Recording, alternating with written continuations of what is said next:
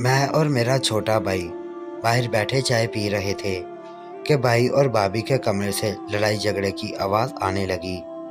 یہ سن کر ہم سب چونک پڑے، کیونکہ بھیا اور بھابھی کی شادی کو صرف چند دن ہی ہوئے تھے۔ ان کا یہ لڑائی کرنا ہماری سمجھ سے باہر تھا۔ ہم لوگ ان کے کمرے کی طرف جانے لگے تو اماں نے منع کر دیا کہ بیٹا رک جاؤ، میاں بیوی کی لڑائی ہے، اچھا نہیں لگتا کہ تم لوگ اس میں مداخلت ظاہر کرو، میں خود دیکھ لیتی ہوں کہ کیا بات ہے۔ یہ کہہ کر اماں نے بھائی کے کمرے کا دروازہ کھٹکھٹایا اور ہمیں وہاں سے جانے کا اشارہ کیا۔ میں اور بھائی تو باہر آ کر بیٹھ گئے، لیکن تھوڑی دیر کے بعد اماں کے کمرے سے اونچی اونچی کی آوازیں آنے لگیں اور ایسا لگتا تھا کہ جیسے بھائی اور بھابھی کے بعد اماں بھی اس لڑائی میں شامل ہو چکی ہیں۔ اب ہم سے رہا نہیں گیا، ہم اٹھ کر اندر گئے، دیکھا تو اماں بھائی کو سمجھا رہی تھی کہ بیٹے، اگر نگین اس گھر کے لیے کچھ کرنا چاہتی ہے تو تم کیوں اسے روک رہے ہو؟ وہ اس بات کی خود ذمہ دار ہے، ایسا گاؤں کی عورتیں کم ہی کرتی ہیں، تو پھر تم کو کیا مسئلہ ہے؟ وہ بھائی کو سمجھا رہی تھیں۔ میں اور بھائی سمجھ گئے تھے کہ کیا معاملہ ہے۔ تھوڑی دیر کے بعد اماں باہر آئیں، انہوں نے ہمیں بتا بھی دیا کہ بات کیا تھی۔ دراصل ہمارے گاؤں میں ڈیرا سسٹم تھا، جہاں ذمہ داروں کو نسل در نسل غلام مل جاتے، جنہیں وہ اپنے بزرگ کہتے، اور پھر انہی کے ہاتھوں ان کا نظام چلتا۔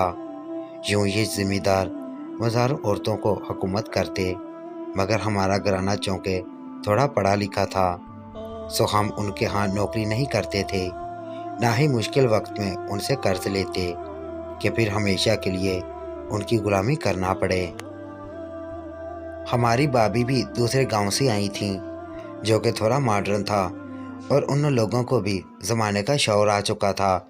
تبھی بھابھی کو ذمہ دارنی نے صرف اتنا کہا کہ وہ ان کے گھر میں نوکروں کی دیکھ بھال کر لے، یعنی ان کی نگرانی میں نوکر کام کریں تو وہ انہیں معقول معاوضہ دیں گی۔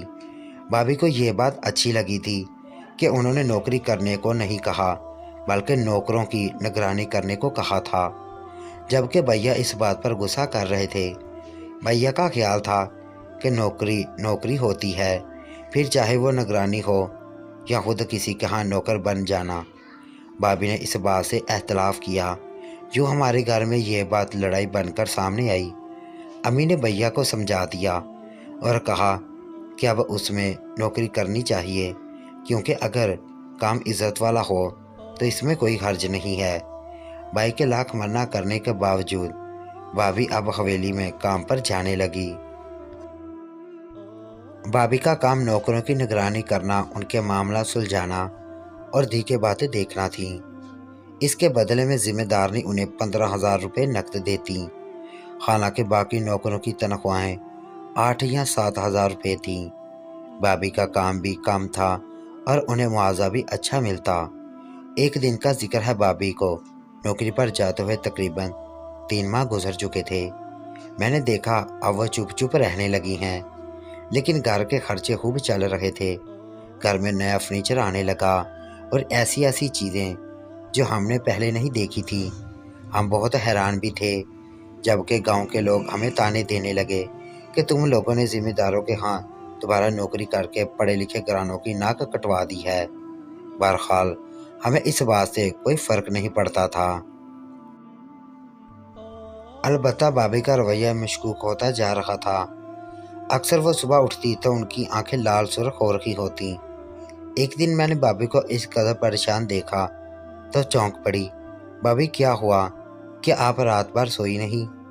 میرے اس سوال کے جواب میں بھابھی نے کوئی جواب نہیں دیا، اور ان کا کھانا پینا بھی کم ہو گیا تھا اور وہ ہر وقت اپنے کمرے میں بند رہتی۔ ایک دن رات کا وقت تھا، مجھے نیند نہیں آ رہی تھی، میں یوں ہی اپنے کمرے سے نکلی تو یہ دیکھ کر چونک گئی کہ بھابھی کے کمرے کی روشنی ابھی تک آ رہی تھی۔ آج بھائی بھی گھر نہیں تھے۔ میں نے جا کر بھابھی کے کمرے کے باہر دیکھا تو واقعی میں ان کے کمرے سے روشنی آ رہی تھی۔ ان کے کمرے کی لائٹ ابھی تک آن تھی اور وہ بیٹھی ہوئی کسی کام میں مصروف تھی۔ یہ دیکھ کر میں نے بھابھی کے کمرے کا دروازہ کھٹکھٹایا، تب وہ ایک دم چونک کر پیچھے مڑی और हाथ में जैसे कुछ छुपाते हुए उठ खड़ी हुई।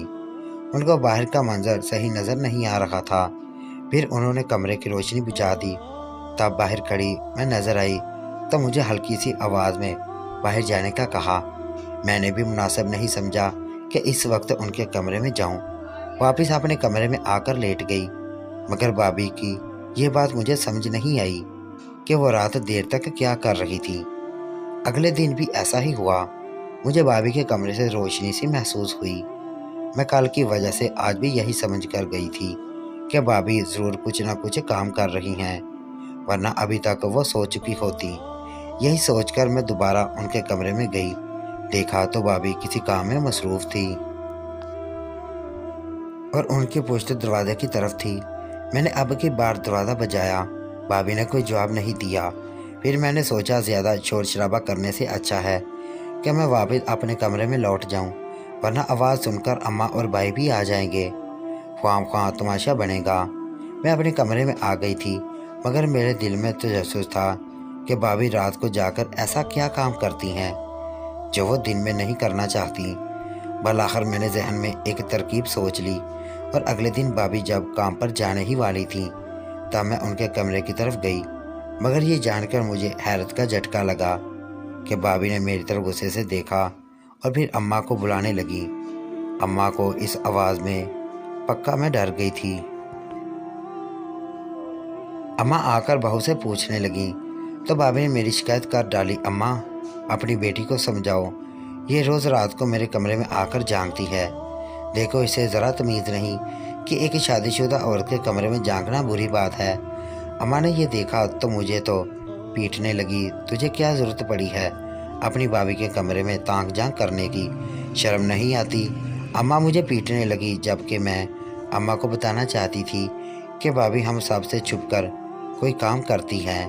खैर मैं खामोश हो गई क्योंकि घर में किसी को मेरी बात पर यकीन नहीं था। भैया को गए 2 दिन गुजर चुके थे। तीसरे दिन हमारे घर में एक फ़ोन आया जिसने हम सब को बेचैन कर दिया। ये कॉल अस्पताल से आई थी। हमारे भाई का एक्सीडेंट हो गया था, जिसके नतीजे में वो अस्पताल पहुंचा दिए गए थे। भाभी बहुत परेशान थी। अम्मा का तो सांस नहीं आ रहा था। हम सब लोग अस्पताल भागे। हैरत की बात यह थी कि भाभी उस वक्त भी अपना कमरा छोड़कर नहीं गई। उन्होंने काफ़ी देर ढूंढने के बाद अपने कमरे को एक मोटा सा ताला लगाया और फिर हमारे साथ अस्पताल आ गई। हमारी तो जान ही निकल गई थी। भैया के एक्सीडेंट होने के नतीजे में उन्हें हड्डियों की माजूरी हो गई थी। अब वो चल फिर नहीं सकते थे और नकली टंग लगाने का अभी वक्त दरकार था। हम तो भाई के इस सदमे से बेहाल थे और भाभी भी बहुत परेशान थी। भाई को 1 हफ्ते के बाद अस्पताल से डिस्चार्ज कर दिया गया। जख्मी इस कदर ज़्यादा थी कि भाई पट्टियों में बंधे हुए थे।